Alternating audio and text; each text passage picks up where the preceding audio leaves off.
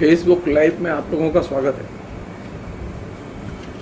आज हम लोगों ने फेसबुक लाइव का विषय रखा है विश्वविद्यालय का उपभोक्ता समाज में रूपांतरण।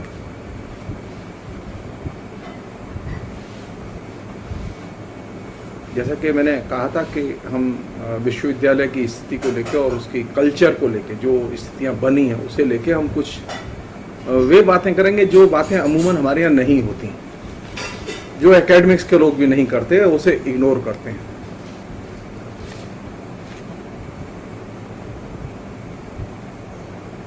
हम सब लोग जानते हैं कि जो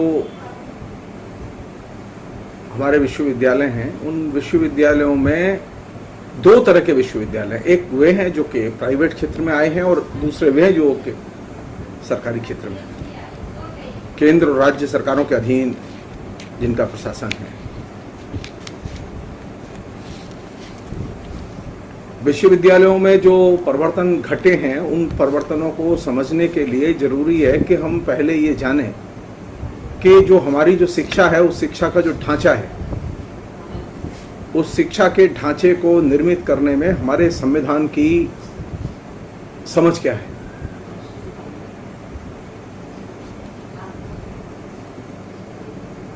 इसी प्रधानमंत्री की समझ क्या है, ये सेकेंडरी है।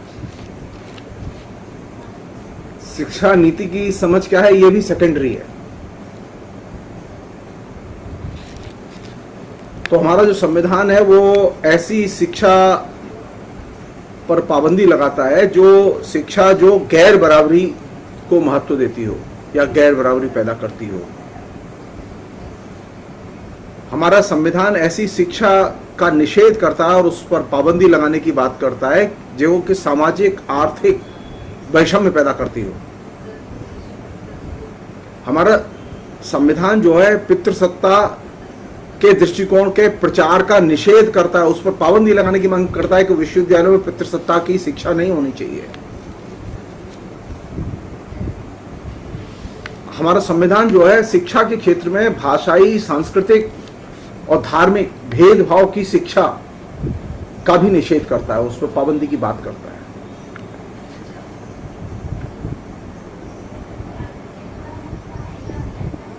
और ऐसी शिक्षा की हिमायत करता है हमारा संविधान जो कि असहिष्णुता के खिलाफ लड़े, जो सांप्रदायिकता या फासीवादी सोच या किसी समुदाय विशेष या नस्ल या धर्म या संस्कृति या भाषा या क्षेत्र विशेष के ऊपर किसी के वर्चस्व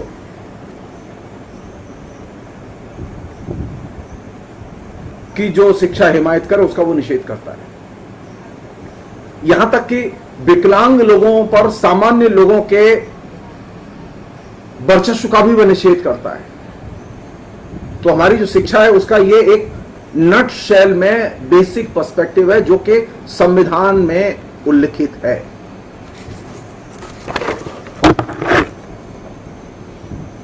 सवाल यह है कि हमारे यहां ये शिक्षा जो है इस पर्सपेक्टिव से अलग हटके कैसे चली गई।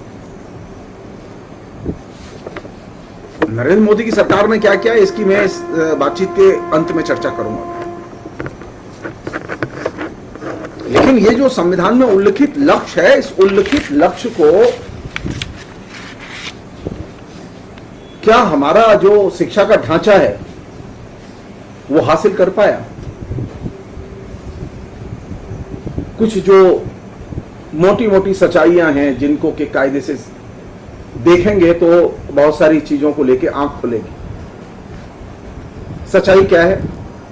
सच्चाई है कि जो हमारी जो 12 तक की एजुकेशन है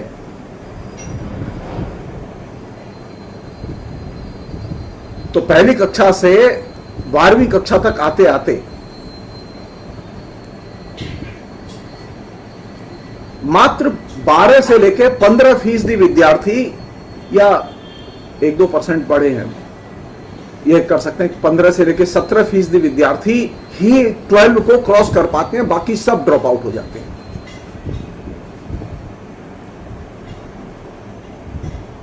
और इसमें भी जो पिछड़े वर्ग के लोग हैं, पिछड़े वर्ग के जो छात्र हैं, वे मुश्किल से 10 या 11% 12 को क्रॉस कर पाते हैं। जो मुस्लिम समुदाय से आने वाले विद्यार्थी हैं वे मात्र 9% 12 को क्रॉस कर पाते हैं। अनुसूचित जातियों के 8% और अनुसूचित जनजातियों के महज 6% विद्यार्थी 12 को क्रॉस कर पाते हैं। रिजर्वेशन के रहते हुए, संवैधानिक व्यवस्था के रहते हुए, इसका मतलब यह है कि हमारे यहां की जो शिक्षा है, उस शिक्षा का जो ढांचा है, उसमें 92% के करीब जो दलित हैं, आदिवासी हैं, अल्पसंख्यक हैं, वे आरक्षण के बावजूद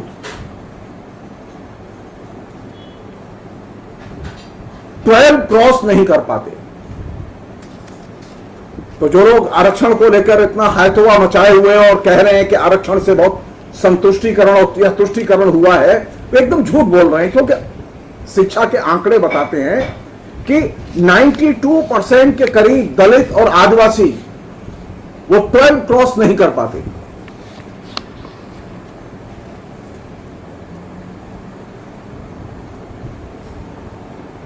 सवाल यह है कि ये जो बच्चे हैं जो कि 12वीं तक ही ड्रॉप कर गए, समस्या यह है कि ये संख्या कैसे बढ़े, ये जो ड्रॉप कर गए ये आगे कैसे जाएं।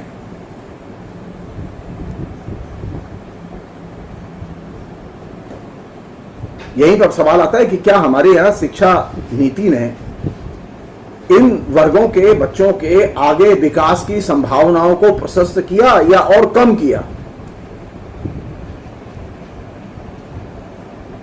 दो एक सूचनाएं और है जिससे कि आप इस पूरे ढांचे को, जो मैं कह रहा हूं कि विश्वविद्यालयों को कंज्यूमर सोसाइटी में कैसे कन्वर्ट किया गया, इसको समझने में आपको वो सिंबॉलिकली मदद कर सकती हैं। वो चीजें वो ये कि 1985 में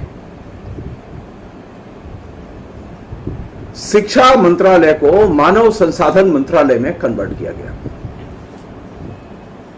और जिस समय शिक्षा मंत्रालय का नाम बदल के मानव संसाधन मंत्रालय किया गया, तो उसका अब उद्देश्य ही बदल गया।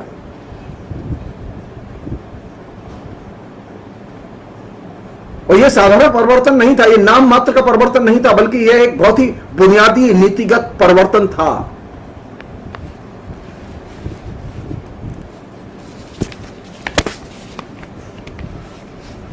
हम सब लोग जानते हैं कि 1986 में जो एजुकेशन पॉलिसी आई, जिसे अभी नरेंद्र मोदी की सरकार ने रिप्लेस करके एक नई एजुकेशन पॉलिसी घोषणा की है, मैं उसको लेके पहले एक बार फेसबुक लाइव में बोल चुका हूं।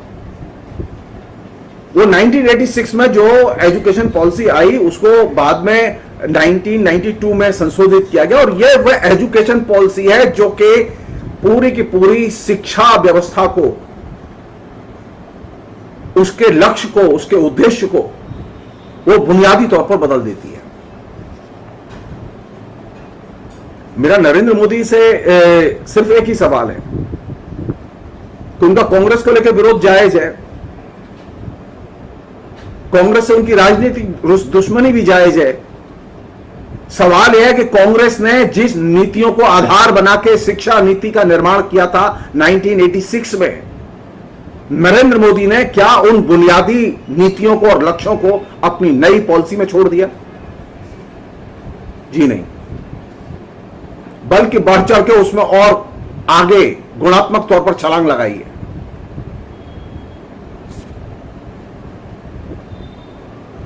क्योंकि जो 1986 में जो शिक्षा नीति लाई गई थी, जो कि बाद में 1992 में संशोधित की गई, उस संशोधित शिक्षा नीति के जरिए नव्य आर्थिक उदारीकरण के शिक्षा के मॉडल को, यानी विश्व बैंक और अंतर्राष्ट्रीय मुद्रा कोष की नीतियों के हिसाब से शिक्षा का मॉडल तैयार किया गया।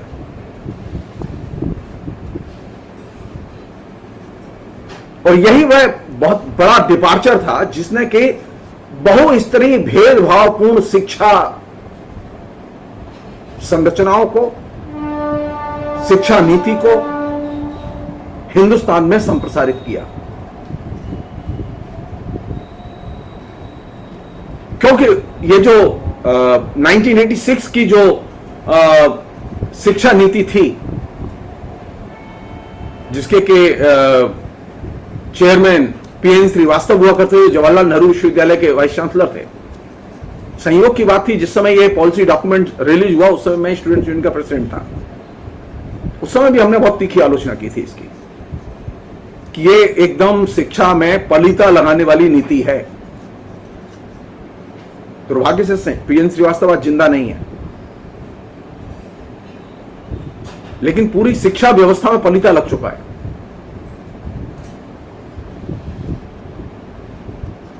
इसकी मुख्य जो थ्रस्ट एरिया था, जिस थ्रस्ट एरिया को नरेंद्र मोदी की सरकार ने ज्यों का त्यों इंटैक्ट बनाए रखा है,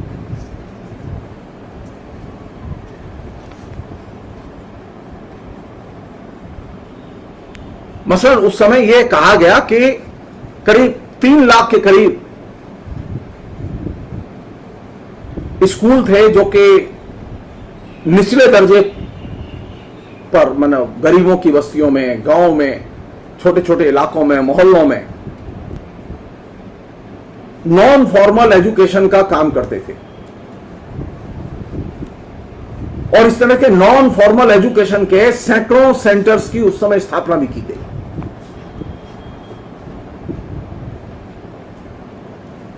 और यही वह समय है जिस समय के नवोदय विद्यालय की स्कीम लाई गई। नवोदय विद्यालय की स्कीम का मतलब यह कि आपने शिक्षा में भेद के ऑफिशियल बीज वपन की शुरुआत की। क्योंकि ये जो नवोदय विद्यालय थे, ये साधारण गरीब लोगों के लिए नहीं थे, बल्कि ये अभिजन के लिए थे। और इनकी नींव कांग्रेस ने रखी।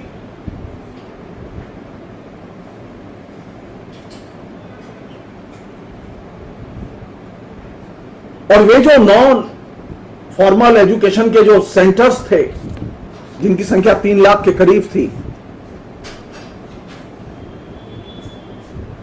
वे नॉन फॉर्मल एजुकेशन के सेंटर्स अभी भी आधे से अधिक बच्चों को, जो हमारी पॉपुलेशन के हिस्सा हैं, आधे से अधिक बच्चों को अभी भी कैटर नहीं कर पाते, अपने यहां आकर्षित नहीं कर पाते। तो हमारे यहां जो आधी से ज्यादा जो पॉपुलेशन है बच्चों की, वो 8वीं कक्षा तक भी नहीं पहुंच पाती।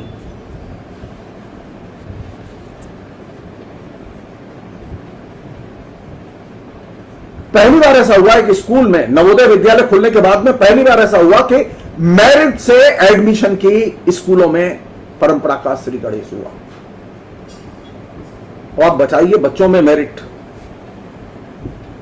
और ये एकदम आपत्तिजनक और जन विरोधी नीति थी।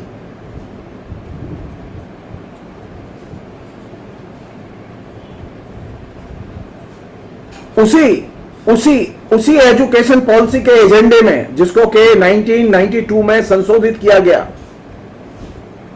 उसी एजुकेशन पॉलिसी के एजेंडे में, लक्ष्य में यह शामिल था कि बड़ी संख्या में प्राइवेट कॉलेज खोले जाएं और प्राइवेट यूनिवर्सिटी खोली जाएं,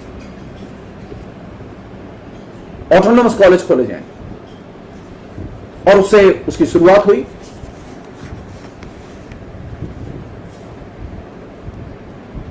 और 1990 में ही आईएमएफ और विश्व बैंक ने जो चीज सजेस्ट की,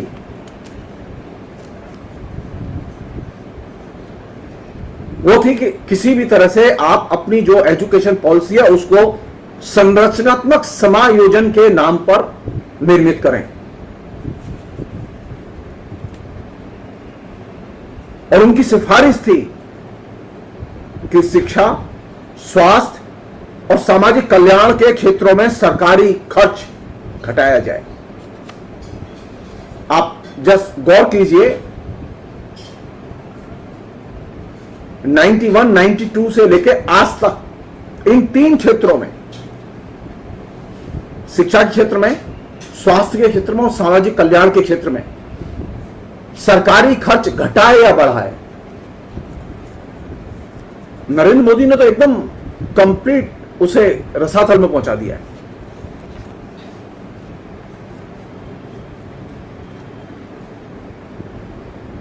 वर्ल्ड बैंक और आईएमएफ की दूसरी एक बहुत महत्वपूर्ण रिकमेंडेशन थी, जिसको कि पहले की सरकारों ने ईमानदारी से लागू किया, वो ये थी कि स्कूल लेवल पर, बाद में ये चीज कॉलेज पर गई, कॉलेज लेवल पर गई, फिर विश्वविद्यालय स्तर तक गई, वो ये थी कि अप्रशिक्षित और अल्पकालीन शिक्षक यानी पैरा टीचर वो बड़ी संख्या में अपॉइंट किए जाए और ये जो परमानेंट शिक्षक है इससे मुक्ति पाई जाए। तो पैरा टीचर की कल्चर की शुरुआत हुई। दूसरी चीज जो उन्होंने सजेस्ट की कि एक ही कक्षा में एक ही शिक्षक कई क्लास पढ़ाएगा, एक ही कमरे में।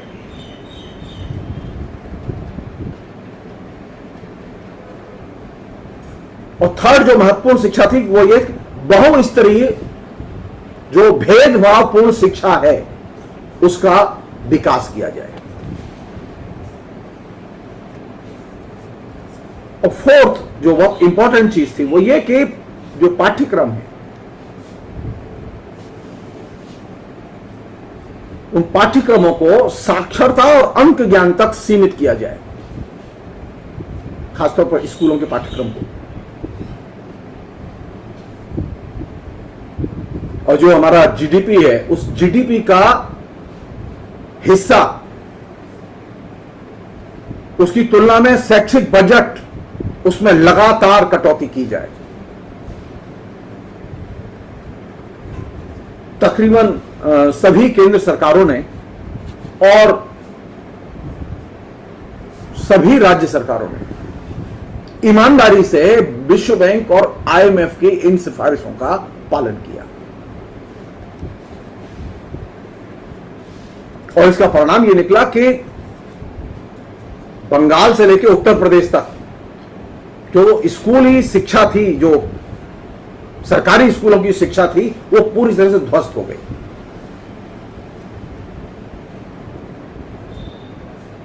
और बाद में जो सर्व शिक्षा अभियान नाम से जो एक मुहिम चलाई गई वो तो एकदम कंप्लीट फ्रॉड। वर्ल्ड बैंक और आईएमएफ की एक और सिफारिश थी जिसका कि बड़ी ईमानदारी से सभी केंद्र की सरकारों ने पालन किया, राज्य सरकारों ने भी पालन किया। वो ये था कि कॉर्पोरेट घरानों को शिक्षा के क्षेत्र में प्रवेश करने की अनुमति दी जाए, स्वयंसेवी संगठनों को शिक्षा के क्षेत्र में प्रवेश करने की अनुमति दी जाए और धार्मिक संस्थाओं को शिक्षा के क्षेत्र में विस्तार करने और प्रवेश करने की अनुमति दी जाए। और ये तीनों क्षेत्रों को बेलगाम मुनाफाखोरी का अवसर प्रदान किया गया। और यह सारा का सारा पैकेज पुरानी शिक्षा नीति जो 1986 में इंप्लीमेंट की गई, जिसको कि बाद में 1992 में संशोधित किया गया। और यह जब संशोधित की गई उस समय भी लोगों ने विरोध किया उसका, शिक्षा का। लेकिन जो इंपॉर्टेंट चीज घटी वो यह कि इसने शिक्षा के अंदर भेदभाव की नींव डाली और शिक्षा के अंदर वो जो भेदभाव की नींव डाली उसका जो सुपरिणाम निकला वो ये निकला कि अब लोग धीरे धीरे धीरे धीरे सरकारी स्कूलों, सरकारी कॉलेजों, सरकारी विश्वविद्यालयों से विमुख होकर प्राइवेट स्कूल, प्राइवेट कॉलेज और प्राइवेट विश्वविद्यालयों की तरफ मुखातिब हुए। और यह प्रोपेगेंडा किया गया कि राज्य की दशा, आर्थिक दशा ठीक नहीं है, राज्यों के पास संसाधन नहीं है, पैसा नहीं है, केंद्र के पास पैसे नहीं है, इसलिए राज्य अपने पैसे जुटाए, केंद्र अपने पैसे जुटाए, विश्वविद्यालय अपने लिए पैसे जुटाएं। और अगर मान लो नहीं जुटा पा रहे हैं जैसी की स्थिति थी तो यह रिकमेंडेशन थी कि घरेलू और विदेशी पूंजी निवेश की शिक्षा में अनुमति दी जाए, क्योंकि हमारे पास तो पैसे नहीं है। और यही वह जगह है जहां से कि शिक्षा के क्षेत्र में घरेलू कॉर्पोरेट घरानों और विदेशी पूंजी का आगमन हुआ।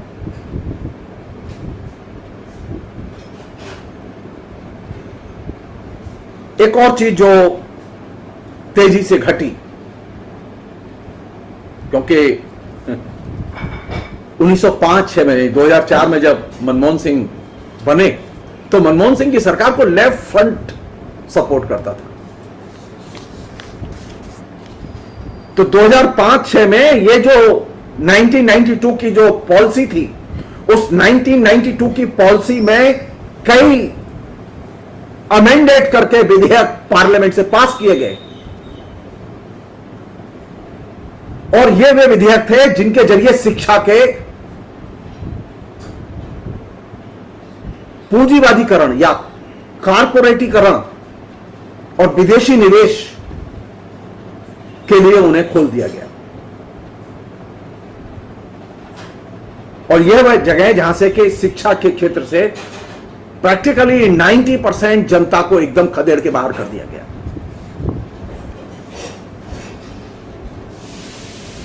और एक और चीज सजेस्ट की गई कि शिक्षा को लेकर राजनीति नहीं होनी चाहिए, शिक्षा संस्थानों में राजनीति नहीं होनी चाहिए, शिक्षा के संस्थान अराजनीतिकरण की जगह हैं, शिक्षा के संस्थानों में कोई पॉलिटिक्स नहीं होगी।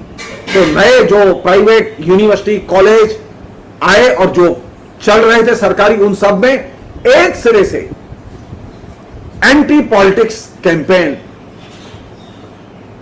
बड़े पैमाने पर लॉन्च किया गया।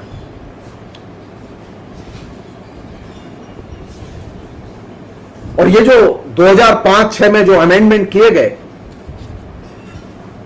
ये सारे के सारे अमेंडमेंट IMF और वर्ल्ड बैंक की रिकमेंडेशन के साथ आए, और उसमें जो सबसे बुनियादी चीज घटी वो ये थी कि अब शिक्षा अधिकार नहीं रही। अब तक हमारा संविधान हमें शिक्षा को एक अधिकार के तौर पर देता था, अब शिक्षा सेवा में बदल दी गई। इसलिए अब और कहा गया कि चूंकि सबके लिए समान शिक्षा देना संभव नहीं है, इसलिए गुणवत्तापूर्ण शिक्षा वही लोग पाएंगे जो इसका पेमेंट दे सकते हैं, जो व्यक्तिगत कीमत चुका सकते हैं उनको ही गुणवत्तापूर्ण शिक्षा मिलेगी। यही वह जगह थी जहां से कि शिक्षा को एक बिकाऊ माल में कन्वर्ट कर दिया गया और शिक्षा के व्यापार को अन्य व्यापार के रूपों की तरह ही एक वैध व्यापार बना दिया गया।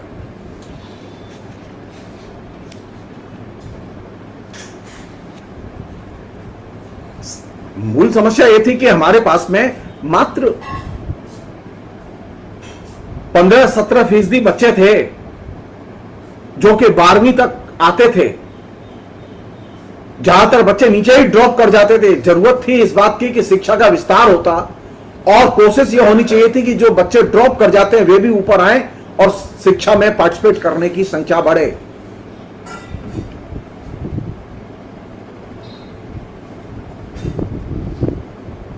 लेकिन विश्व बैंक ने और उसके इशारे पर जो हमारे यहां नीतियां बनाई गई, उसने पहले शिक्षा सामाजिक जरूरत का और सामाजिक अधिकार का हिस्सा थी, लेकिन जो नए अमेंडमेंट 2005-6 में पास किए गए पार्लियामेंट से और जो 1992 में जो अमेंडमेंट 1986 की शिक्षा नीति में किया गया, उसने शिक्षा को उपभोग के तौर पर व्याख्यायित किया कि शिक्षा क्या है, निजी उपभोग की चीज है। आप चाहें तो आप पर्सनली पढ़ सकते हैं, आप पर्सनली पैसा खर्च करें तो आप पर्सनली पढ़ सकते हैं। यानी अगर शिक्षा एक निजी उपभोग की चीज है तो जाहिर है कि उपभोक्ता को इसकी कीमत देनी होगी। शिक्षा निजी उपभोग की चीज है, यह धारणा विश्व बैंक की थी और इस धारणा को इन टोटो लागू किया गया। और इस धारणा को लागू करने के पीछे कारण क्या दिया गया कि हमारे पास संसाधन नहीं। हर चीज के लिए संसाधन थे भारत सरकार के पास, लेकिन शिक्षा के लिए संसाधनों का अभाव था और इसके लिए ही यह कहा गया कि यह अब उन्हीं के लिए उपलब्ध होगी जो इसकी कीमत अदा करेंगे। और ये जो गैट समझौते के तहत जो 2005-6 में जो आपने कई विधेयक पास किए, उसने कारपोरेट पूंजी निवेश और उसने विदेशी पूंजी निवेश की इसमें अनंत संभावनाओं के द्वार खोल दिए। और यही वह जगह थी जहां से कि शिक्षा का चरित्र और शिक्षा का लक्ष्य दोनों बदल गए। पहले शिक्षा का मकसद था सामाजिक बदलाव के लिए नागरिक तैयार करना, लेकिन अब शिक्षा का लक्ष्य यह नहीं रहा। शिक्षा का लक्ष्य था बाजार की जरूरतों के अनुसार, मांग पूर्ति के अनुसार लोगों को तैयार करना।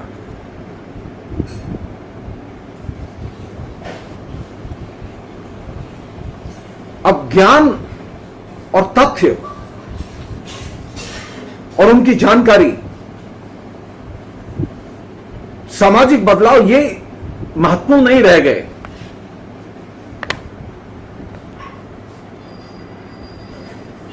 बल्कि मांग पूर्ति के हिसाब से कहां से अच्छे लोग मिलेंगे हमें।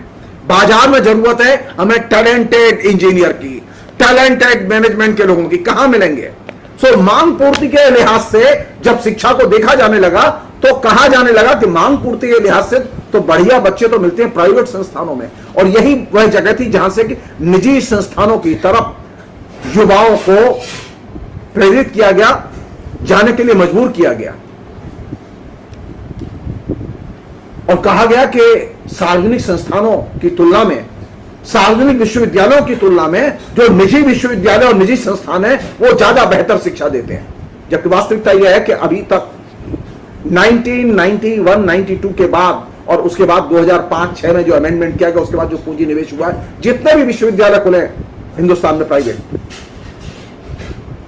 उसमें कोई भी एक भी रिमार्केबल रिसर्च नहीं हुई है। वहां रिसर्च के लिए भी पैसे लेते हैं, वहां फीस भी कई गुना ज्यादा है। उसका असर यह पड़ा कि हमारे यहां भी विश्वविद्यालयों की फीस, कॉलेज की फीस वो कई गुना बढ़ा दी गई।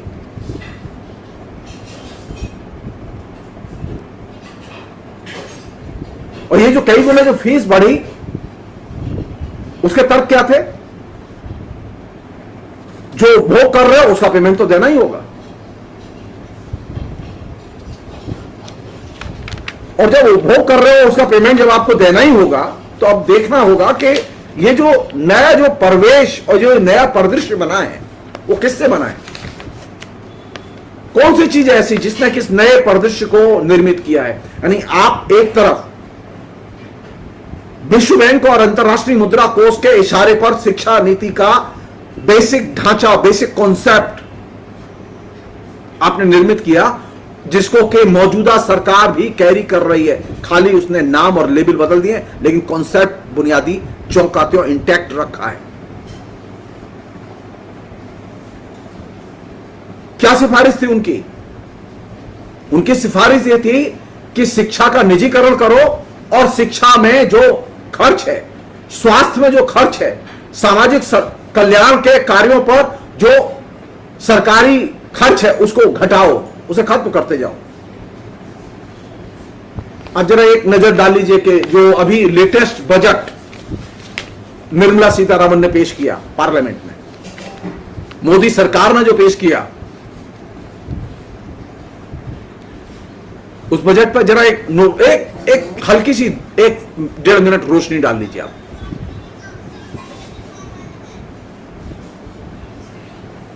जैसा कि मैंने आपसे कहा कि पुरानी शिक्षा नीति में यह था कि उनके लक्ष्य था बच्चों के लिए एलिट स्कूल होने चाहिए, और वो एलिट स्कूल के कॉन्सेप्ट के तौर पर प्राइवेट पब्लिक स्कूलों की बाढ़ पैदा की गई और साथ साथ नवोदय स्कूलों की बाढ़ पैदा की गई। हर जिले में नवोदय स्कूल। सरकारी जो म्युनिसिपैलिटी के स्कूल थे वे लगातार कोलैप्स करते चले गए।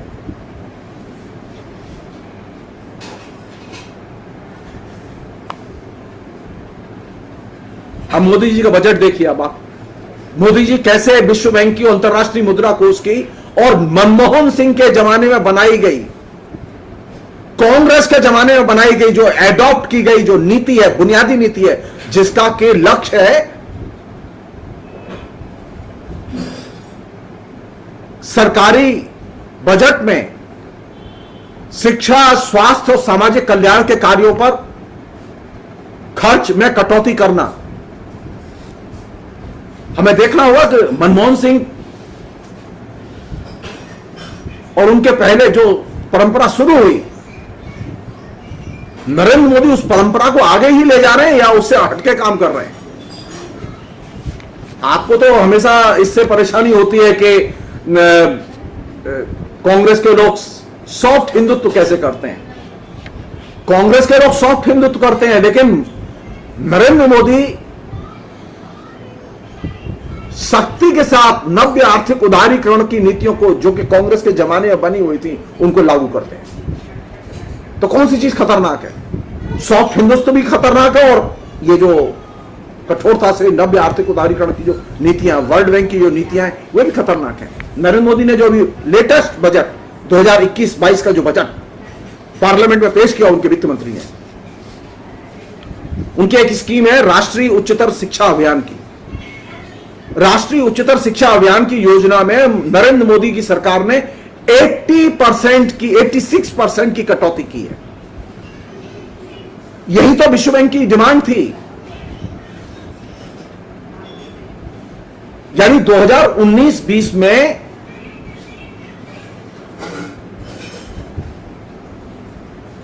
मोदी सरकार ने राष्ट्रीय उच्चतर शिक्षा अभियान के लिए जो पैसा आवंटित किया था,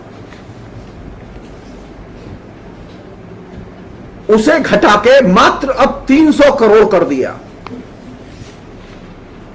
आवंटित कितना किया था? 2100 करोड़ रुपया।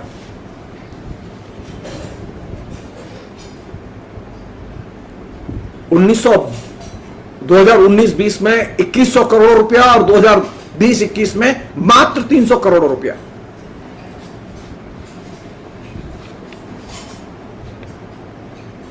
नरेंद्र मोदी ने बड़ा प्रचार किया था, उनके गुर्गों ने बड़ा प्रचार किया था, एक बनाया था higher education financing agency Haifa,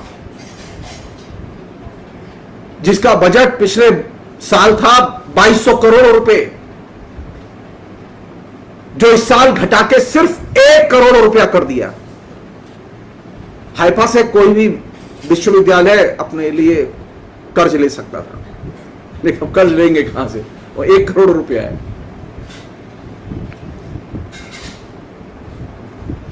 तो विश्व बैंक का सबसे लॉयल सोल्जर कौन? नरेंद्र मोदी। अंतर्राष्ट्रीय मुद्रा कोष का सबसे लॉयल सोल्जर कौन? नरेंद्र मोदी।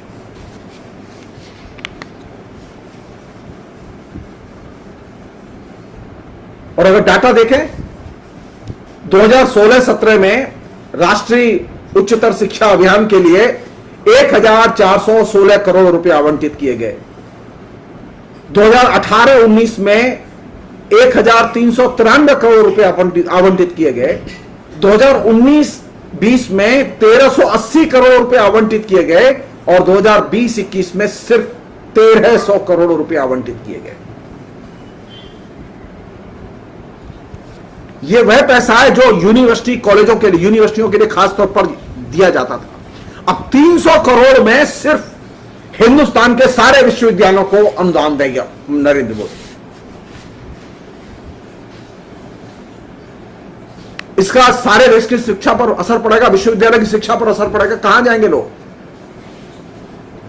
और यह जो राष्ट्रीय उच्चतर शिक्षा अभियान था, इसके तहत जो फंड आवंटित होता था, उसमें इस योजना के तहत अनुसूचित जातियों के लिए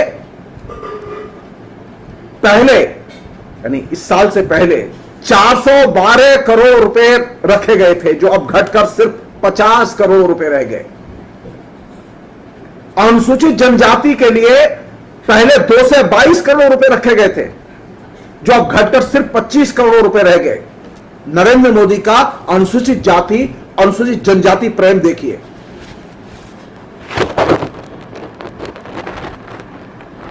यह सिर्फ उस झलक है जो कि बड़े स्केल पर विश्वविद्यालय की पूरी एजुकेशन को प्रभावित करेगी। पूरे देश में विश्वविद्यालय की शिक्षा इस कटौती से बुरी तरह से प्रभावित होगी। और नरेंद्र मोदी ने क्या किया है? नरेंद्र मोदी ने केंद्रीय विद्यालय और नवोदय विद्यालय, और अब नया एक उसी रेंज में उन्होंने सैनिक स्कूल और एकलव्य स्कूल, ये ही एलिट क्लास के लिए, नाम दूसरे हैं उसमें।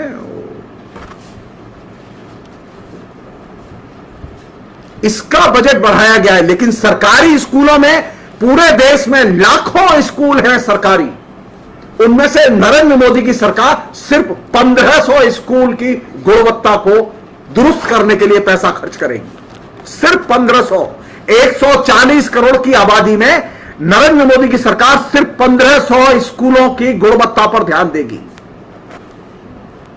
कहां जाएंगे बच्चे पढ़ने? वो जाएंगे पब्लिक स्कूल में, वो जाएंगे प्राइवेट स्कूल में। जब कॉलेजों में विद्यार्थी पढ़ाने के लिए शिक्षक नहीं होंगे, सुविधाएं नहीं होंगी, यूनिवर्सिटी में पढ़ाने के लिए शिक्षक नहीं होंगे, सुविधाएं नहीं होंगी, तो वो कहां जाएंगे? वो जाएंगे प्राइवेट कॉलेज में, प्राइवेट यूनिवर्सिटी में।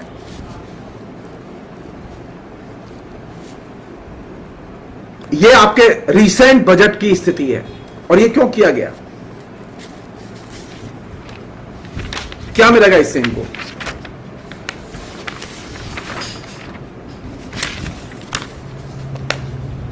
क्योंकि आप अब अपनी शिक्षा अगर पाना चाहते हैं तो आप पैसा खर्च कीजिए, और नहीं तो आपको शिक्षा नहीं मिलेगी।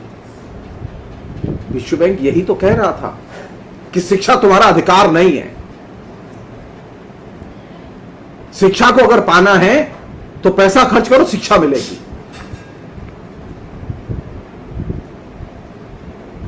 आपने एक चीज नोटिस की होगी, पिछले दिनों में एक विकसित हुई है कल्चर। वो कल्चर क्या है, जहां से मैं इस पूरे प्रसंग को जोड़ना चाहता हूं, और मैं चाहता हूं कि आप लोग भी देखें, क्योंकि ये जो मॉडल है जहां से कि नरेंद्र मोदी अब ऑपरेट कर रहे हैं, और वे कांग्रेस के जमाने में जो बनाई गई नीति उसका बुनियादी तौर पर वे एक्सटेंशन के तौर पर ऑपरेट कर रहे हैं, और ज्यादा एग्रेसिवली ऑपरेट कर रहे हैं।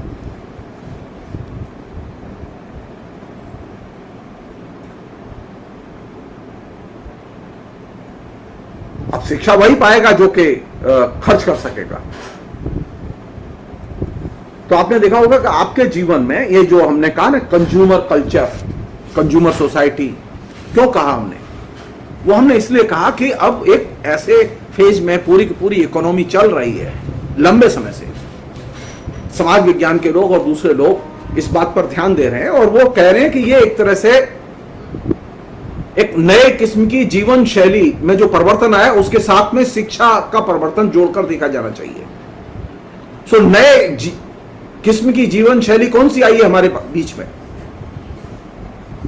नए किस्म की जीवन शैली के दो महत्वपूर्ण सिंबल है जो हमारे बीच में दाखिल हुए हैं। एक है क्रेडिट कार्ड, यानी कार्ड की कल्चर, और दूसरा है जिसने कि सबसे ज्यादा आपको आकर्षित किया है, वो है मॉडर्न रेस्टोरेंट। मॉडर्न रेस्टोरेंट और क्रेडिट कार्ड की कल्चर, इसने उपभोग की कल्चर को एक तरह से लंबी छलांग लगाने में मदद की है। और क्रेडिट कार्ड और रेस्टोरेंट की कल्चर को व्यापक फैलाने में, व्यापक रूप में विस्तार देने में जिन चीजों ने मदद की है, वो कौन सी चीज है? वो शॉपिंग मॉल है, वो मेगा मॉल है, वो सुपर स्टोर है, वो होम शॉपिंग टेलीविजन नेटवर्क है, वो साइबर मॉल है, वो अमेजॉन है, वो फ्लिपकार्ट है, तमाम किस्म की चीजें हैं। इन सब ने मिलकर हमारी एक नए किस्म की जीवन शैली विकसित की है, जिसे कि हम लोग नए किस्म के कंज्यूमर सोसाइटी के तौर पर देखते हैं।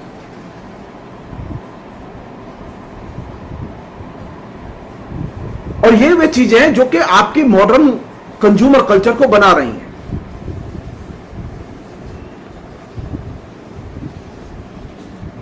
और यही वह चीजें हैं जिन्होंने कि सहज रूप से लोगों के जेहन में यह बात उतार दी है कि शिक्षा वो ज्ञान की नहीं, उपभोग की जगह है। और जिस चीज का हम उपभोग करते हैं तो वह तभी करते हैं जब हम पेमेंट देते हैं।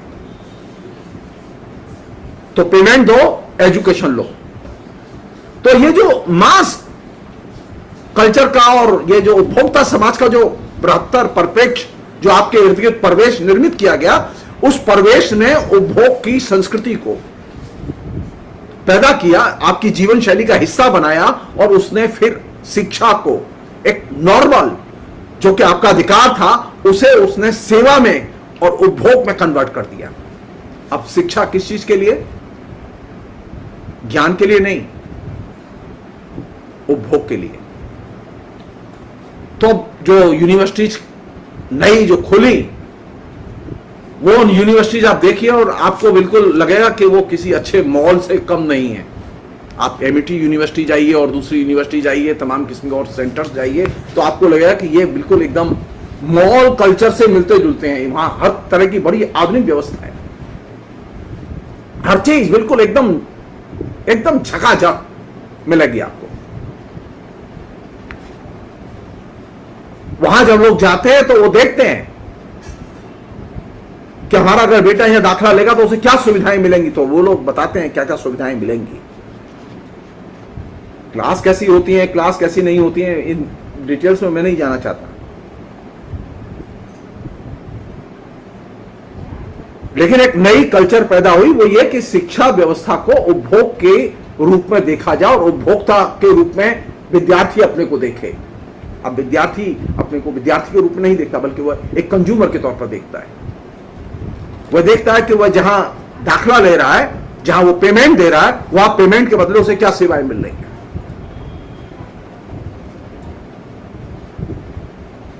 इसलिए शिक्षा के साथ में उपभोग का मूल्य बड़े पैमाने पर प्राइवेट विश्वविद्यालयों के आने के साथ में संप्रसारित होता है, और इसने एक नए किस्म के उपभोग के, एजुकेशन के उपभोग के परिवेश को निर्मित किया है।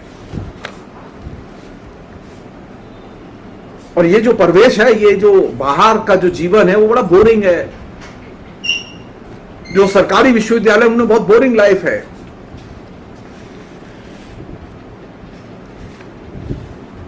कुछ विश्वविद्यालयों में वो रेस्टोरेंट वगैरह खुले हैं, कुछ एटीएम खुले हैं, कुछ बूथ खुले हैं, तो बच्चे बैंक खुले हैं, तो वहां जो सरकारी यूनिवर्सिटीज हैं उसमें विद्यार्थी पढ़ने कम जाते हैं।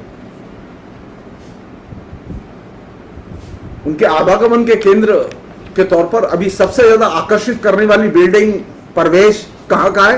वो प्राइवेट विश्वविद्यालय जो कि एकदम मॉल की कल्चर के अनुरूप बनाए गए हैं।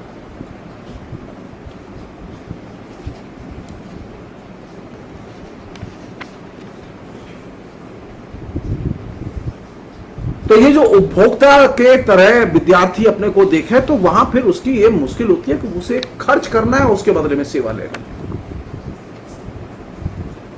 तो अब शिक्षा या विश्वविद्यालय क्या चीज के जगह रह गए? ज्ञान की नहीं, अब वो विश्वविद्यालय प्रोडक्ट की तरह देखा जाने लगा, एजुकेशन को प्रोडक्ट की तरह देखा जाने लगा, और ये जो चीज है ये जेहन में आ गई।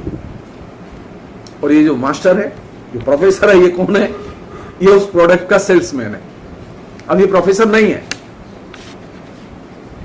आप देखिए, गौर कीजिए, जो नए विश्वविद्यालय आए हैं प्राइवेट, उन प्राइवेट विश्वविद्यालयों में उन तमाम लोगों को कैटर किया गया जो शिक्षा के निजीकरण का विरोध कर रहे थे। वो चाहे अशोका विश्वविद्यालय में पढ़ाने वाले नामी ग्रामी लोग हों या किसी और विश्वविद्यालय में पढ़ाने वाले नामी ग्रामी लोग हों, वे इस जमाने में निजीकरण का विरोध कर रहे थे। तो जब शिक्षा का निजीकरण हुआ और विश्व बैंक और आईएमएफ के इशारे पर कॉर्पोरेट घरानों ने पूंजी निवेश किया, विदेशी पूंजी का यहां निवेश शुरू हुआ, उसके द्वार खुले, तो सबसे पहले वे लोग गए जो कि सो कॉल्ड प्रोग्रेसिव लोग माने जाते थे।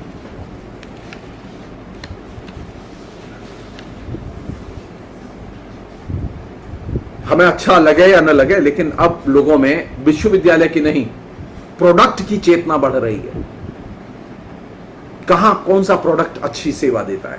एमईटी का प्रोडक्ट अच्छी सेवा देता है, जेएनयू का प्रोडक्ट अच्छी सेवा नहीं देता।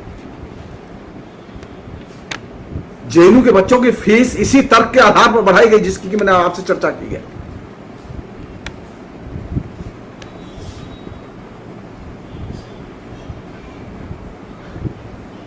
अगर आप विश्वविद्यालय को प्रोडक्ट की तरह देखेंगे तो फिर विश्वविद्यालय सेवा के ही केंद्र होंगे। विश्वविद्यालय को काम सेवा देना होगा, विश्वविद्यालय को काम रिसर्च करना नहीं होगा। किसी भी प्राइवेट विश्वविद्यालय में कोई बड़ी रिसर्च नहीं हो रही, कोई रिसर्च अभी तक सामने नहीं है। और जितने भी पीएचडी या एमफिल के कोर्स में, रिसर्च के कोर्स में लोग एडमिशन देते हैं, उनको मोटी रकम जमा करनी पड़ती है।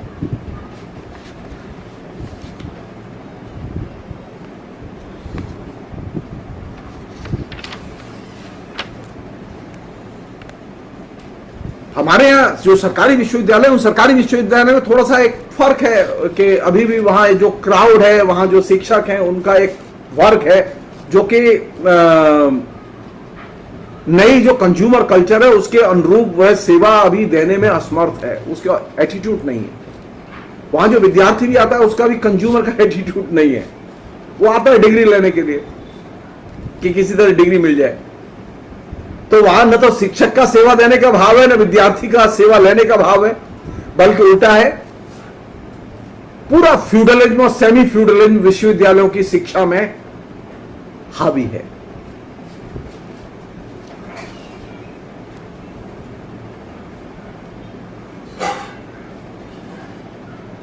शिक्षक कब शिक्षा क्लास लेंगे, कब नहीं लेंगे, कितनी नहीं लेंगे, इसकी कोई स्क्रीनिंग नहीं होती, कोई निगरानी नहीं होती।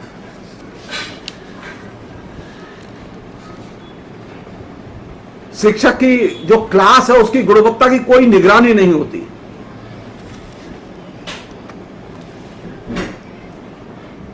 विश्वविद्यालय में हाईटेक कल्चर आ रही है,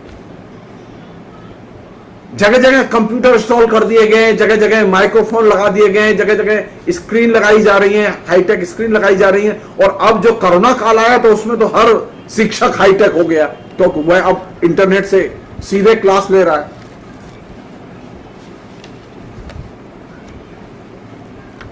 तो ये जो हाईटेक में जो कन्वर्जन है एजुकेशन का, कॉलेज का, विद्यार्थियों के एक समुदाय का, सारे विद्यार्थी हाईटेक नहीं हुए, एक वर्ग हाईटेक हुआ है जो कि अब जिसने कि इस बीच में कोरोना काल में क्लास अटेंड की है,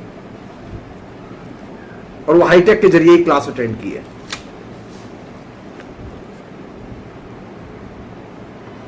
इसके प्लस माइनस दोनों हैं। मेरा सुझाव है बहस के लिए कि कोरोना काल के हाईटेक एक्सपीरियंस का नरेंद्र मोदी की सरकार फायदा उठाए और एक विश्वविद्यालय सिर्फ साइबर एजुकेशन का शुरू करे और उसकी जगह जगह ब्रांचेस शुरू करे, बजाय इसके कि वो ये यूजीसी को डिसमेंटल करके, जैसा कि वो इस साल से करना चाहते हैं, उसकी जगह हायर एजुकेशन काउंसिल बना के वो जगह जगह उसकी ब्रांचेस खोलना चाहते हैं। उसकी पर पैसा खर्च करने की बजाय वो सीधे एक साइबर विश्वविद्यालय, हाईटेक टेक्नोलॉजी का विश्वविद्यालय बनाए, जो गरीब लोगों के लिए ट्रेडिशनल विश्वविद्यालय में शिक्षा मिलेगी और जो अमीर लोग हैं वो हाईटेक विश्वविद्यालय में शिक्षा लें। और ये हाईटेक विश्वविद्यालय की शिक्षा सीधे उपग्रह के जरिए केंद्रित हो और लोकलाइज्ड हो, डिसेंट्रलाइज्ड हो, जैसे अभी है। कोरोना पीरियड में यही तो हुआ। कोरोना पीरियड में पेमेंट किसने किया? भारत सरकार ने कोई पेमेंट नहीं किया, लड़कों ने खुद पेमेंट किया, उनका जीबी उठा, उन्होंने क्लास की। शिक्षक ने खुद पेमेंट किया, उसका जीबी उठा, उसने क्लास की। शिक्षक की तनख्वाह में कटौती हुई है इस बीच में, क्योंकि शिक्षक अब घर से अब यूनिवर्सिटी नहीं जा रहा है, तो उसका आपने ट्रेवलिंग अलाउंस काट लिया। अरे क्लास तो ले रहा था, ट्रेवलिंग अलाउंस क्यों काटा आपने? आपने और भी कई मदों में कटौती कर दी, लेकिन आपने फीस में कटौती नहीं की। तो विद्यार्थी को तो आपने फ्री में कुछ नहीं दिया, लेकिन शिक्षा तो कम से कम डिसेंट्रलाइज हुई, इससे क्लासेस तो हुई। मैंने एक सुझाव बहुत पहले दिया था, मैं उसे रिपीट करना चाहता हूं कि जो क्लासेस हुई हैं उन सारी की सारी क्लासेस को इंटरनेट पर उपलब्ध रखा जाए, पता तो चले उसका उसकी समीक्षा तो होनी चाहिए, कैसा पढ़ाते हैं लोग। कोई डिस्क्रिमिनेशन नहीं होना चाहिए, उसके आधार पर एक्शन नहीं होना चाहिए, लेकिन शिक्षा जरूर होनी चाहिए, मूल्यांकन जरूर होना चाहिए उसका। और ये वो समय है इस पूरे कोरोना पीरियड के एक्सपीरियंस के आधार पर नरेंद्र मोदी की सरकार एक हाईटेक विश्वविद्यालय बनाए, जो विश्वविद्यालय सिर्फ हाईटेक टेक्नोलॉजी से चलेगा। इससे सुदूरवर्ती इलाकों के वे बच्चे जो शिक्षा से जुड़ नहीं पाते, उन बच्चों को भी आप जोड़ने में सफल हो जाएंगे। सिर्फ आपको 2 काम करने हैं। नरेंद्र मोदी का उसमें फोटो जाए, मुझे आपत्ति नहीं है। मैं सिर्फ ये चाहता हूं कि हिंदुस्तान के हर बच्चे को एक स्टूडेंट क्रेडिट कार्ड मिले, फ्री में मिले। एक स्टूडेंट क्रेडिट कार्ड फ्री में मिले, जिससे कि वह यूनिवर्सिटी की फीस, कॉलेज की फीस, अपने स्कूल की फीस जमा कर सके। मैं चाहता हूं कि स्टूडेंट क्रेडिट कार्ड मिले, जिसके जरिए वह इंटरनेट से बुक परचेज कर सके, ई बुक्स परचेज कर सके। मैं चाहता हूं कि उसको, जो स्टूडेंट को जो क्रेडिट कार्ड मिले, उससे वो अपने लिए लैपटॉप या एक स्मार्टफोन परचेज कर सके, जिससे कि वो पढ़ सके। कितना पैसा है खर्च होगा इसमें? शिक्षा के डेमोक्रेटाइजेशन में और शिक्षा को सुदूरवर्ती इलाकों में पहुंचाने में आपको बहुत कम खर्चे में यह काम आप संपन्न कर सकते हैं।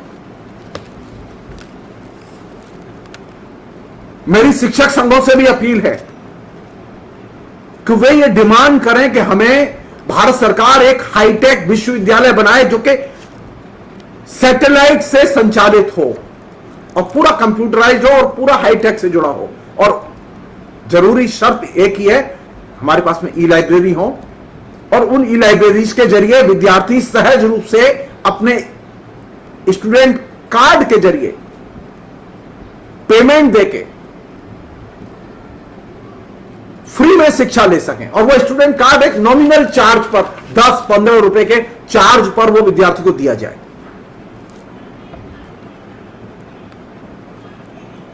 इससे शिक्षा के संप्रसार में मदद मिलेगी, और ये जो डिस्क्रिमिनेशन नीचे हुआ है, ये डिस्क्रिमिनेशन बंद होगा। हमारे जैसे हजारों शिक्षक हैं जो घर पर हैं, जो शिक्षक कैंपस में जाते हैं, क्लास लेते हैं, उनके अलावा कैंपस के बाहर शिक्षक रिक्रूट किए जाएं और हाईटेक क्लासेस को एक प्रभावशाली प्रकल्प के तौर पर नीचे इंप्लीमेंट किया जाए।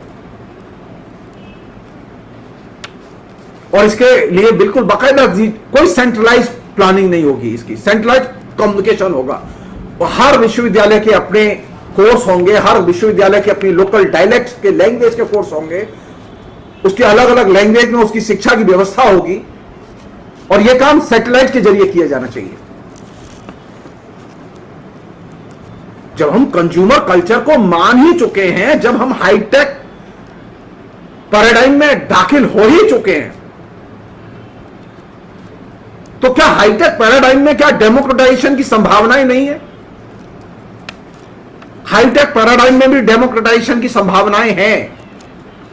आप सुदूरवर्ती इलाके में आप क्लास ले सकते हैं। मैं जब फेसबुक से फेसबुक लाइव कर रहा हूं, तो मैं फेसबुक से लाइव क्लास भी ले सकता हूं।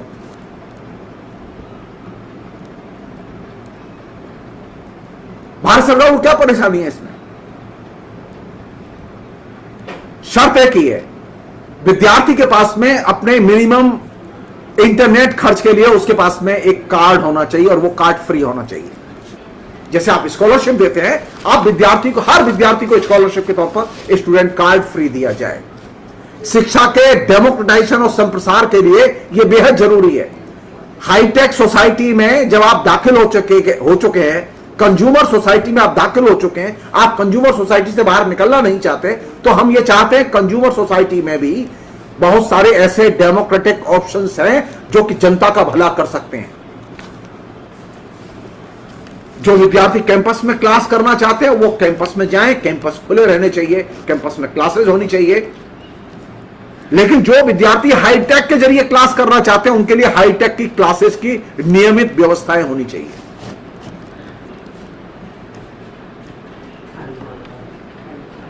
विद्यार्थी अपने एजुकेशन मटेरियल को कभी भी कहीं पर भी पढ़ सके, सुन सके, क्लासेस को कभी भी किसी भी समय सुन सके, वो इंटरनेट पर उपलब्ध होंगी। अब मैं सुन रहा था कि अब वो हरियाणा की लड़कियां शिकायत कर रही थी कि शिक्षक ऐसे समय क्लास रखते हैं जो कि अभी चल रही थी कोरोना पीरियड में, जिस समय लड़कियों को सबसे अधिक काम में, घर के काम में उलझना पड़ता है, उनको घर के काम करने पड़ते हैं, तो वो पढ़ नहीं पाती। तो आप कहने के लिए आप घर पर शिक्षा दे रहे हैं ऑनलाइन, लेकिन लड़कियां शामिल नहीं हो पाती, क्योंकि शिक्षक जो है, कुछ शिक्षक ऐसे भी हैं सुबह लगाते हैं 11 बजे क्लास लेंगे। अब 11 बजे विद्यार्थी जब तक तैयार होके आता है तब तक मालूम पड़ा कि शिक्षक ने मैसेज लगाया मैं 4 बजे क्लास लूंगा। अब 4 बजे जब तैयार हो गया तो वो कहता है कि अब मेरे बिजली नहीं है, मैं कल क्लास लूंगा। ये बहानेखोरी भी है। हाईटेक कल्चर के डेमोक्रेटाइजेशन और हाईटेक यूनिवर्सिटी कॉन्सेप्ट के बारे में सीरियसली केंद्र सरकार विचार करे, चाहे उस विश्वविद्यालय का नाम किसी के भी नाम पर रख दिया जाए। हाईटेक यूनिवर्सिटी में फ्री एजुकेशन की व्यवस्था होनी चाहिए। जो भी विद्यार्थी उसमें दाखला ले, भारत सरकार उसकी व्यवस्था करे, भारत सरकार उसको शिक्षा दे, हर कोर्स में शिक्षा दे। हम देखते हैं प्राइवेट यूनिवर्सिटी कितनी सस्टेन करती हैं, हम देखते हैं निकम्मे प्रोफेसर कितने दिन सस्टेन करते हैं विश्वविद्यालयों में, जो क्लासेज में जाके नहीं पढ़ाते, विद्यार्थियों की शक्ल नहीं देखेंगे। अमेरिका के कई विश्वविद्यालय जिन्होंने ये एक्सपेरिमेंट किया है और ये एक्सपेरिमेंट सक्सेसफुल रहा है।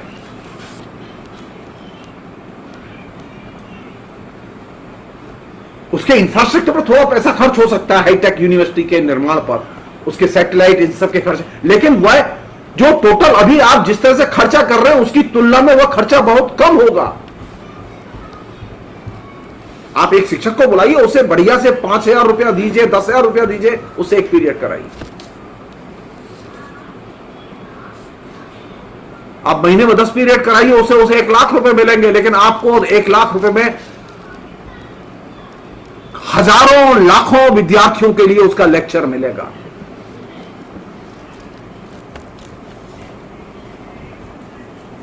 इससे वे लोग भी खुश होंगे जो परंपरागत शिक्षा से खुश नहीं है, परंपरागत शिक्षक से खुश नहीं है। कुछ लोग कह सकते हैं कि इससे जो कैंपस का जो ट्रेडिशनल एक्सपीरियंस है वो नहीं मिलेगा, लेकिन इसके बदले में हम ये तो कह सकते हैं कि कम से कम घर घर सस्ती शिक्षा तो पहुंचेगी।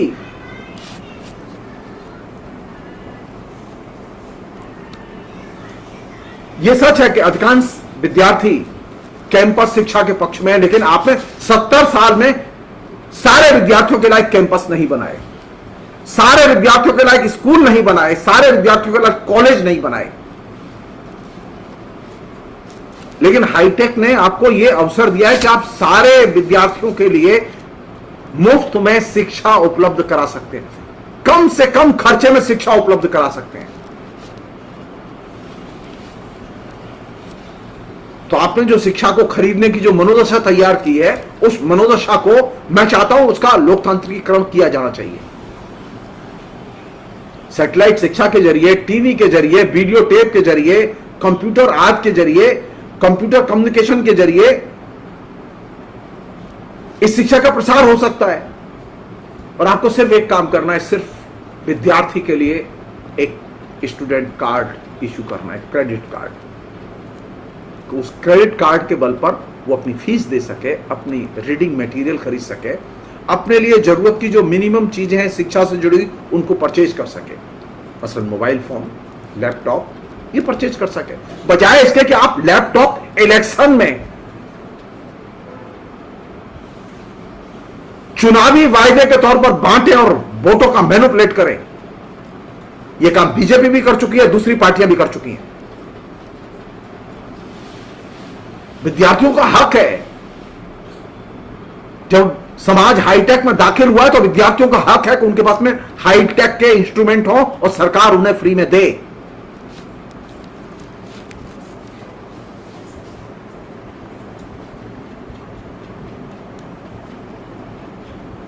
आप जो हाईटेक यूनिवर्सिटी बनाएंगे उसमें एकदम सेंट्रलाइज स्टूडियोज होंगे और जिसमें कि लोग लेक्चर देंगे जाके, वो रिकॉर्ड होंगे, वो टेलीकास्ट होंगे, वो हमेशा उपलब्ध रहेंगे जैसे यूट्यूब पर उपलब्ध रहते हैं। और इससे लाइब्रेरी को भी समृद्ध करने में, मल्टीमीडिया लाइब्रेरी को भी समृद्ध करने में हमें मदद मिलेगी और इससे इंटरनेशनल लाइब्रेरी और ज्ञान की लाइब्रेरी को भी समृद्ध करने में मदद मिलेगी। और घर बैठे लोग अपने कंप्यूटर पर, अपने लैपटॉप पर, अपने स्मार्टफोन पर सामग्री प्राप्त कर पाएंगे और विद्यार्थियों को बेहतर से बेहतर प्रोफेशनल कोर्स कम से कम खर्चे में हासिल करने में मदद मिलेगी।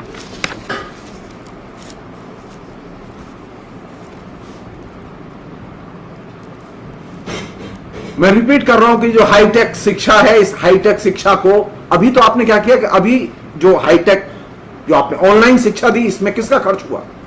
इसमें विद्यार्थी का खर्च हुआ, इसमें शिक्षक का खर्च हुआ, सरकार का पैसा नहीं खर्च हुआ। इसमें सरकार की जिम्मेदारी बनती है कि इस हाईटेक एक्सपीरियंस को वो हाईटेक विश्वविद्यालय में कन्वर्ट करे, हाईटेक विश्वविद्यालय बनाए। जो शिक्षक हाईटेक विश्वविद्यालय के लिए हायर किए जाएं, जिनके लेक्चर क्लासेस हायर की जाए, उनको अच्छा पेमेंट दिया जाए और विद्यार्थियों को फ्री पढ़ने की, मिनिमम फीस पर पढ़ने की सुविधा दी जाए। विभिन्न विश्वविद्यालयों, विभिन्न क्षेत्रों, विभिन्न राज्यों की अपनी अपनी भाषाओं में, अपनी संस्कृतियों के परिप्रेक्ष्य में अपने पाठ्यक्रम बनाने की उन्हें अनुमति दी जाए और ये जो शिक्षा है इसे समवर्ती सूची से निकाल के राज्यों के क्षेत्र में डाला जाए।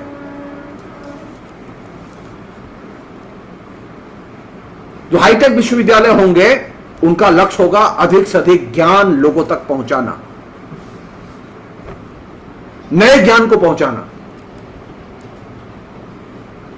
जो हमारे यहां ट्रेडिशनल टीचर हैं, जिनकी संख्या सबसे ज्यादा है, वे शुरू में हो सकता है इसका विरोध करें, लेकिन इस बार तो कमाल है, ट्रेडिशनल टीचरों ने हाईटेक एजुकेशन, हाईटेक क्लासेस ली हैं, कंप्यूटर के जरिए क्लासेस ली हैं और यह उनका पॉजिटिव कंट्रीब्यूशन है। तो नया जो हाईटेक यूनिवर्सिटी होगी, वो नया जो हाईटेक यूनिवर्सिटी होगी, उसका वो पूरी की पूरी जो कैंपस होगा वो कंप्यूटर आधारित कैंपस होगा।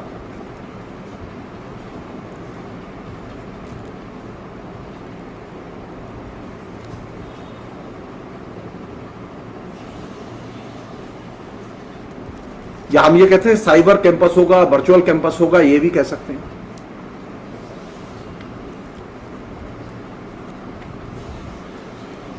अंत में वो ये कि अगर हम इस हाईटेक एक्सपीरियंस को जो कोरोना पीरियड में हमने अर्जित किया है, इस हाईटेक एक्सपीरियंस को हम मेटलाइज करने में समर्थ होते हैं, तो आप तय मानिए ज्ञान के क्षेत्र में बहुत बड़ा विस्फोट होगा। और यह एक तरह से शिक्षा के अंदर एक लंबी छलांग मानी जाएगी। अगर नरेंद्र मोदी की सरकार इस सुझाव को मानती है तो निश्चित तौर पर नरेंद्र मोदी लंबे समय तक हिंदुस्तान के लोगों के मन में राज करेंगे।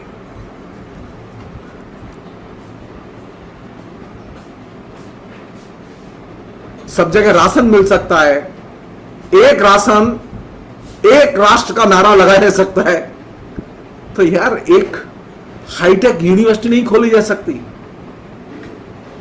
कि एक यूनिवर्सिटी एक विद्यार्थी, सारे विद्यार्थी अलग अलग अपने अपनी भाषाओं में पढ़ें, उसमें हर राज्य को इसका फंड दिया जाए, सैटेलाइट दिए जाए। हम सैटेलाइट बनाने में, सस्ते सैटेलाइट बनाने में एक्सपर्ट हैं। हम आराम से अपने देश के लिए 30-40 सैटेलाइट, हर राज्य के लिए एक सैटेलाइट हम लॉन्च कर सकते हैं। हम यहां तक कि हर विश्वविद्यालय के लिए एक सैटेलाइट लॉन्च कर सकते हैं।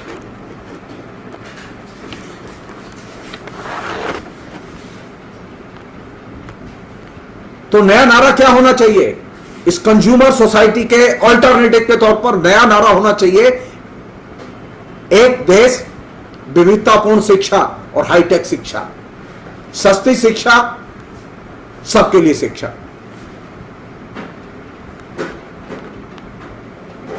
इससे टेक्नोलॉजी के प्रति हमारा रवैया बदला। टेक्नोलॉजी के प्रति हमारा रवैया भी क्या है, यूज एंड थ्रो का है, उपयोग किया और फेंक दिया। टेक्नोलॉजी भी हमेशा के लिए बदल जाएगी, उसके प्रति हमारा एटीट्यूड बदल जाएगा।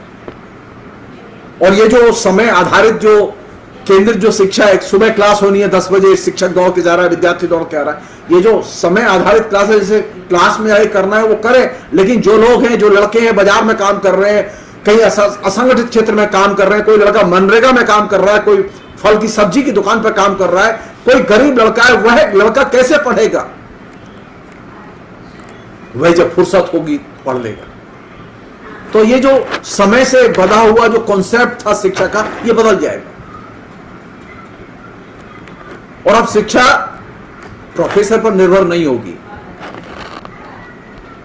हजारों साल तक हमने प्रोफेसर और शिक्षक के और छात्र के संबंध पर निर्भर शिक्षा का निर्माण किया है, लेकिन हाईटेक एक ऐसी चीज है, अगर इसके जरिए शिक्षा के प्रसार की प्लानिंग की जाए तो भारत जैसे देश में इससे बहुत बड़े स्केल पर शिक्षा में एक रिवॉल्यूशन पैदा किया जा सकता है।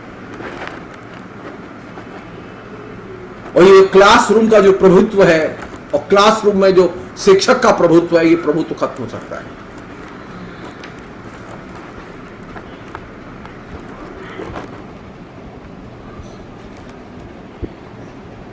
एक फर्क है, क्लास में शिक्षक और विद्यार्थी होते हैं तो टू वे प्रोसेस होता है, विद्यार्थी पूछ भी सकते हैं।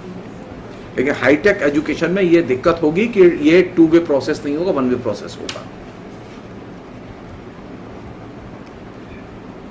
इसका कोई विकल्प, इंटरेक्शन का भी विकल्प निकाला जा सकता है। इंटरेक्शन का वैल्यूज तो है शिक्षा में, तो उसमें ये व्यवस्था की जा सकती है कि विद्यार्थियों के सवाल हों, उन सवालों के लिए भी अलग से सेशन रखे जाएं। तो यहां जो एक्सचेंज है, हाईटेक क्लास में जो एक्सचेंज है, वो सिंबॉलिक एक्सचेंज होगा। यहां सही रूप में मास्टर के साथ में विद्यार्थी कोई संपर्क नहीं होगा, वो उसका संपर्क होगा अपने मटेरियल के साथ। अब वो जो भी संपर्क होगा कंप्यूटराइज या टेलीवाइज चीज के साथ होगा, और इसका परिणाम ये होगा कि वे अनेक चीजें जो शिक्षा में प्रचलन में है, शिक्षक के जीवन में प्रचलन में है, उन चीजों को विद्यार्थी छोड़ देगा।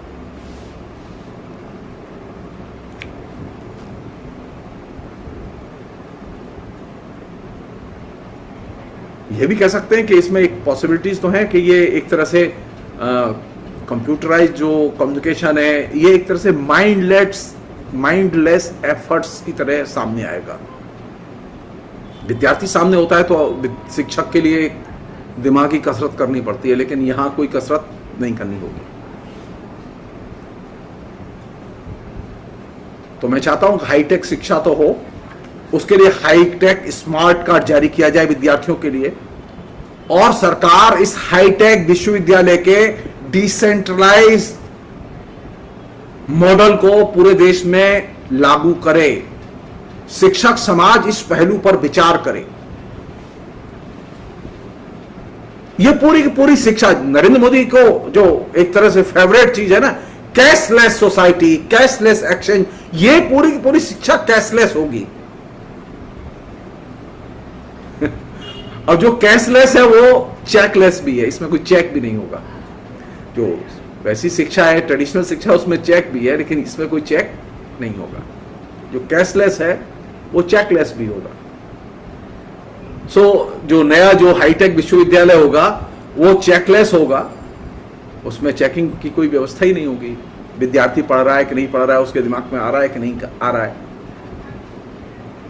और एक ही कार्ड होगा जिसके जरिए वो विद्यार्थी प्रवेश करेगा। जैसे कि हम लोग किसी के दरवाजे में, हाईटेक दरवाजे में घुसते हैं तो कार्ड लगाते हैं, तो वो उस कार्ड का उपयोग करेगा, और उस कार्ड के उपयोग के जरिए वो सारी चीजों के संप्रसार में उसको मदद मिलेगी। उसे ई बुक डाउनलोड करनी है, उसे फीस जमा करनी है, उसे अपने इक्विपमेंट खरीदने, वो सब चीज उससे कर सकता है, और ये सब बिना पैसे के होगा। इससे व्यापारिक उत्पादन में कंज्यूमर कल्चर के जो अभी बैठ गया है सिस्टम, उसको ब्रेक करने में, उसमें हाई जंप पैदा करने में मदद मिलेगी। आप सोचिए कि अगर आपने एक विद्यार्थी के लिए स्मार्ट कार्ड जारी किया कि वो अपने स्मार्ट कार्ड से अपने लिए स्मार्टफोन खरीद सकता है, तो हिंदुस्तान में कितने विद्यार्थी अचानक स्मार्टफोन खरीदने जाएंगे?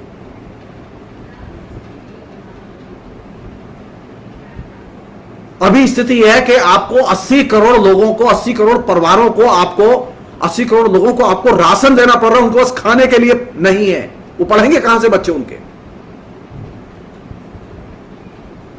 तो आप जैसे राशन दे रहे हैं, ऐसे विद्यार्थी को पढ़ने के लिए हाईटेक कार्ड दीजिए, हाईटेक यूनिवर्सिटी की शिक्षा की व्यवस्था कीजिए। और यह वह कार्ड होगा जिसको कि विद्यार्थी एटीएम की तरह, जो आपने एटीएम की कल्चर जगह जगह डेवलप की, वो मैं चाहता हूं कि वो एटीएम की कल्चर विद्यार्थी के एजुकेशन की कल्चर का एकदम हिस्सा बने।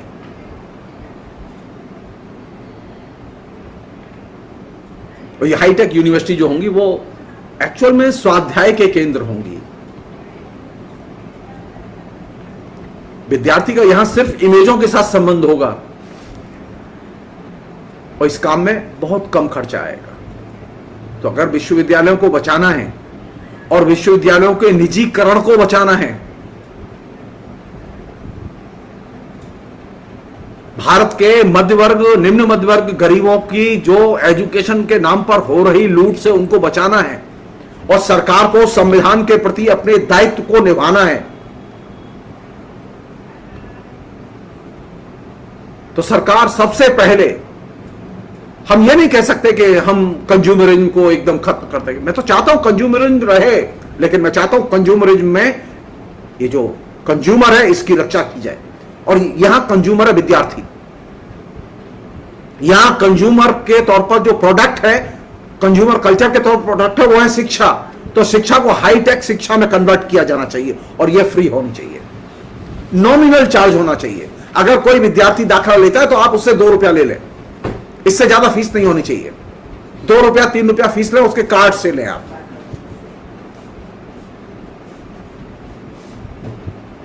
और इससे हिंदुस्तान में शिक्षा के प्रसार में मदद मिलेगी। मेरी बात अभी जिन लोगों को अच्छी नहीं लग रही है, हो सकता है कुछ साल बाद उन्हें यह बात सही लगे, क्योंकि ये जो कोरोना पीरियड का जो 1 साल से अधिक का जो एक्सपीरियंस है, जिसमें ऑनलाइन क्लासेस ली हैं, 30%, 25%, 40%, 60% विद्यार्थियों ने वो क्लासेस की हैं।